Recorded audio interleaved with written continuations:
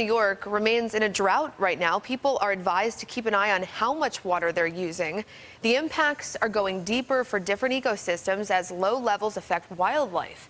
News 4's Ali Ingersoll is in Williamsville, where she's showing us just one of the bodies of water suffering from the drought. This creek running through Island Park is much lower than it usually is. Check this out. There's a line on the wall there, and that's where the level usually is. You can tell it's much lower than that this season. Some people over at the DEC sat down with us, and they're telling us about the environmental impact this drought's having on our area. Conditions and impacts are beginning to show up a little bit more severely. For the last month, Western New York has been in some sort of drought advisory. We all work together to kind of assess what's happening, what are the precipitation patterns, what's the impact on water flows in streams, water levels in lakes, and groundwater. Agencies like the Department of Environmental Conservation are keeping an eye on the dry weather, and about 2 weeks ago, that advisory became a warning, as these groups are seeing a greater impact from the lack of rain.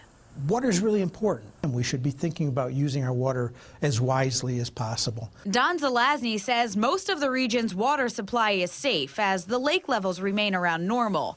Creeks and streams are a different story, and wildlife living there are feeling the effects. Water levels drop down. Fish and organisms tend to move to the deeper parts. Water temperatures rise, and the fish become more susceptible to warmer temperatures. Diseases at warmer temperatures. Zelazny says on land, other animals like deer and raccoons are making unseasonable moves, looking for water. The DEC employee says the region went through a severe drought in 1999, but bounced back quite quickly. And he expects the same to happen this time as Western New York experiences another dry summer. The system's pretty resilient, and it will recover, in a matter of time. Don says this drought's reminding people how important water is and how imperative it is to conserve it at all times.